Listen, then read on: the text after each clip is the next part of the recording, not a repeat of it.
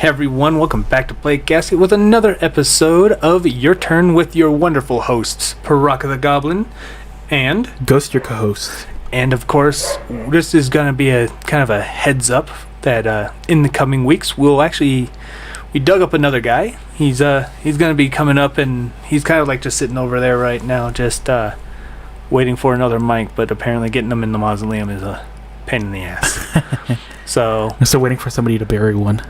Yeah, right? We're just waiting for all the people that are millennials just wanting to be buried with all their Funko Pops and stuff, and then we'll just dig that shit up and melt it down for a microphone or something, because that's just how useful we are. Anyway, we have some interesting news. Just news all over the place this week. We're going to go ahead and go with the big one, though. Square-Enix had a lot of layoff type situations going on, all thanks to Forspoken. So, basically, Luminious Productions closed up, right? Yeah. And I guess they're absorbing all the staff. And okay, so they're not firing them; they're just absorbing some of the staff into other places. Okay. So I didn't know how much is that? Like, do we know the staff number or anything?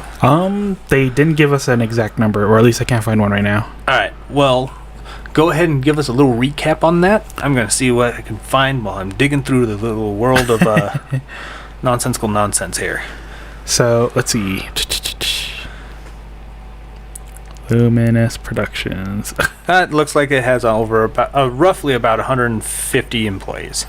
What? So not even. That's really tiny then. Yeah, that's really tiny. Okay, so I'm not even like that hurt, but even then, Luminious Productions. Oh, pardon me.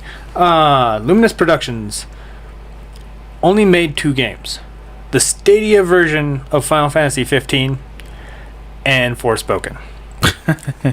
And they helped on a couple other like little side projects, like helping with environmental stuff and all that for the other Final Fantasy games. And I think some of the team that was working on the Final Fantasy 16 is probably just absorbed into them internally. But imagine being so bad with your project, your first free roam original intellectual property project, and you mess it up so bad that Final Fantasy 15 on Stadia looked like a good investment. Like, yikes, man. So how do you feel about this whole situation here? I mean, the game, like, when we saw it too, we knew it smelled like it reeked of like that corporate cool hip we're with the cool hip kids type of writing. So it was I was skeptical at first too. It literally like it felt like the way the writing started was, whoa, what the hell going on up there again? Spirits are still restless. They don't like the fact that I'm living here right now. Mortally. The ghost of Luminious Production. But I think a lot of the situation starts like I feel like the writing itself was like basically somebody came to the writing booth and was like, all right guys, you know how cool Deadpool is? What if we made that person black and like totally much more cooler? Like she's just so good at everything she does, she just can't die. Like, she doesn't have to suffer anything. She just doesn't die because she's just so good at everything. She's so adaptable. And then like everybody agreed and then proceeded to write to fit that whole pitch. I feel like that was literally how that felt like from the get-go. What were they thinking? Not at all. Like, seriously, you know? But yeah, no, it was pretty bad. So, speaking of not thinking, thinking. Yosuke Masuda, right? To replace Yosuke Masuda, so the original Square Enix CEO will be replaced with Takahashi Kiryu, and he will be replacing the Square Enix CEO because Forspoken did pretty bad.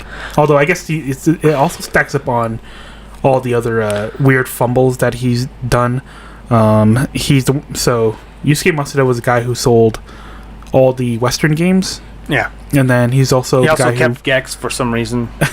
Well, he was also pushing NFTs too, so... Oh, gross. Yeah, he needed to step down then. It all makes sense now. So yeah, no, that was. But also Japanese culture too. Like when you're the head of something, you have to take like full responsibility. Whereas like if Bobby Kotick, like if some people found out that there was like mass murderers in their company and they were hiding it this entire time, Bobby Kotick would be like, "Oh, I didn't know," and then he would just fly to Fire all the Tahiti. little guys. He'd just fly to Tahiti and like just have his whole bonus, and nobody would know where he went. Yeah. Like that's just so toxic for that. But at least the society in Japan, they're like, nope, you don't get away from this. Yeah. Like, so he's like, I guess I'm gonna have to step down. Yes, I'm glad he's stepping down, but let's see how well this next guy is before I express like hope for it. You know? Yeah. Like, who knows? Who knows what's gonna happen? He's gonna be like, he's just gonna come out and he's like, ports of Gex 1, 2, and 3 on every system ever, and just like bangs a gavel. I'm like, how did he even get a gavel? But then I'd like him even more. Like he would save world hunger just doing that. Anyway, but yeah. So a lot of change in Square Enix. Like a lot of stupid change that it didn't need to happen. But what else is coming up down the line here?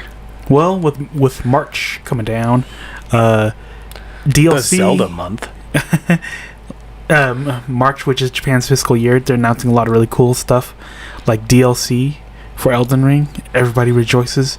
Holy shit! I'm so excited. I'm not rejoicing. What are you gonna do about it, YouTube? Just look at we just get a screenshot and we get like 15. There's Russ over there just kind of like throwing his arms up and stuff, being excited. He doesn't have a mic, so he can't make a little quip about it yet. Listen to those bones rattle. No. But yeah, they From Software announces DLC. We just get a screenshot and everybody like rejoices, and people are making like 1 hour long videos. So basically, one screenshot, and it's basically the same thing, the same response as like when Nintendo announced Metroid Prime 4. Yeah, basically. There's a secret hidden code. You see the wheat field and these golden things, but that's a QR code. And when you punch into that it actually comes up with a binary code, and if you punch into that brings you to a location in Guadalajara, New Mexico. But what is it? It makes very like I'm very excited for the direction that From Software is headed, and just kind of like how DLC should be made this way, because it was more of a afterthought, because people were like data mining From Software to see if they data mine just about every big game now. Or they were data mining Elden Ring, and they were like, oh, there's no DLC. And when they asked Miyazaki if he was gonna make anything, he's like, no, Elden Ring's done, we gotta make new projects. And it wasn't until almost a year that they're like, okay, we'll bring out DLC.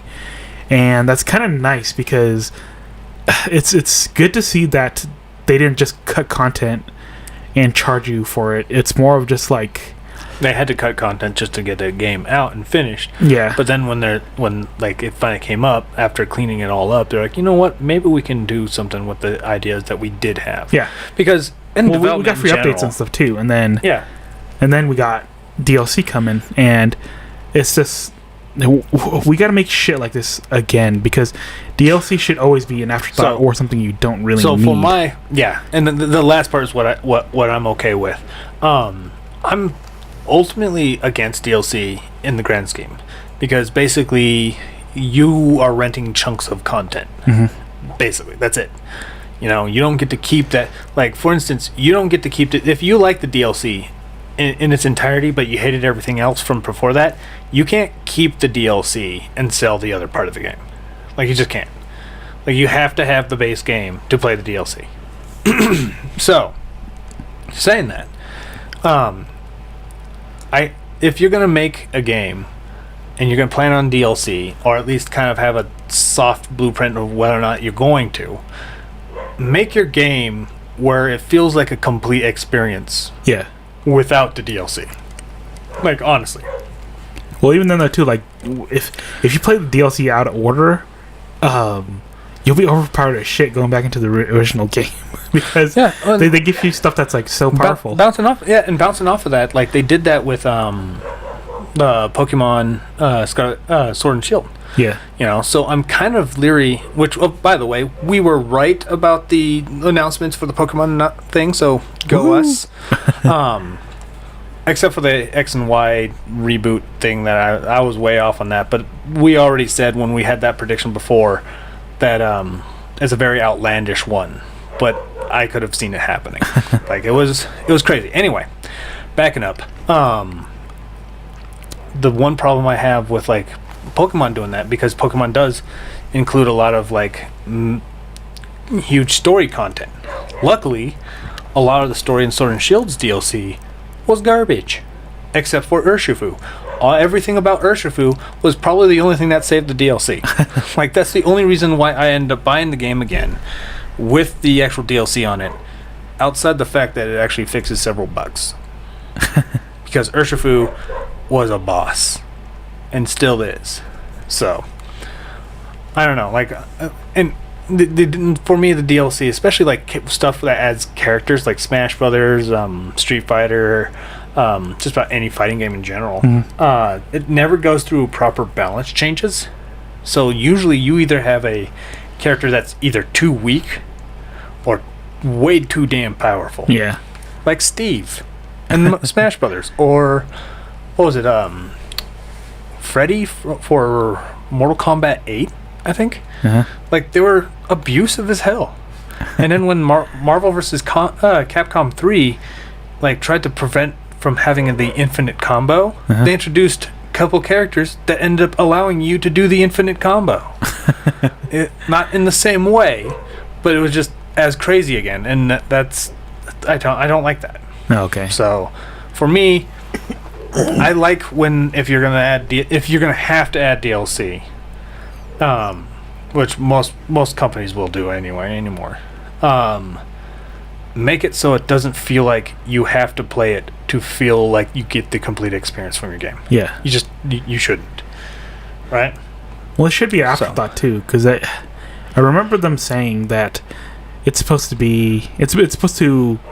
make the game longer, basically, because or something along the lines of like, hey, you remember that game you really liked that you haven't touched like to for 2 experience years? something new? Yeah. Something new. Yeah. But and on top of that, though, I think Miyazaki's still going to probably go back to Dark Souls, using what they learned from Elden Ring. Yeah. And eventually, like, go from there.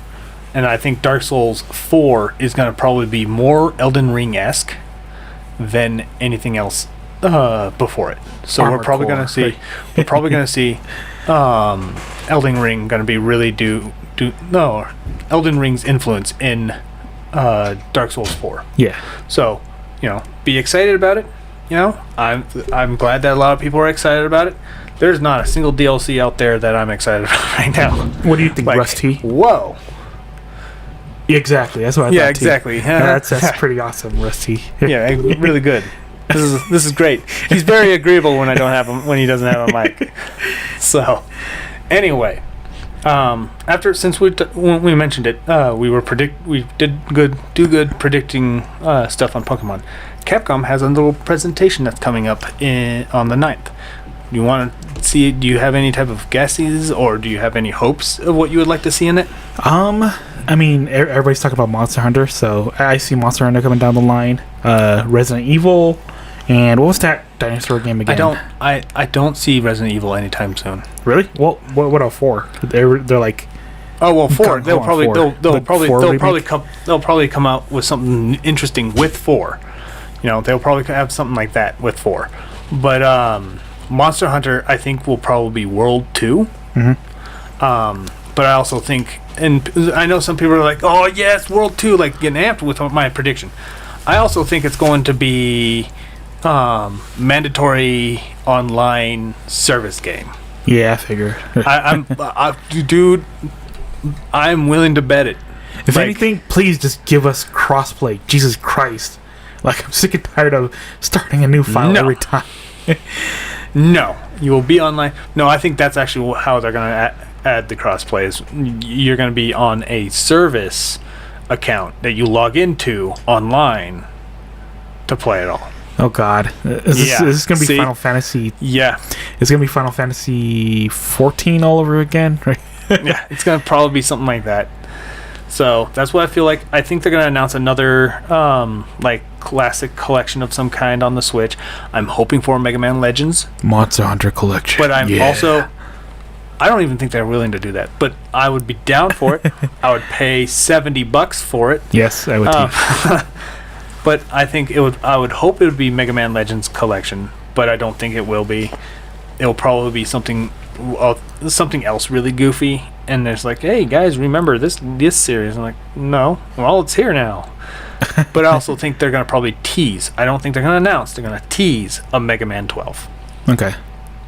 Because I think that there's enough out there that kind of suggest that we do have a 12 in development.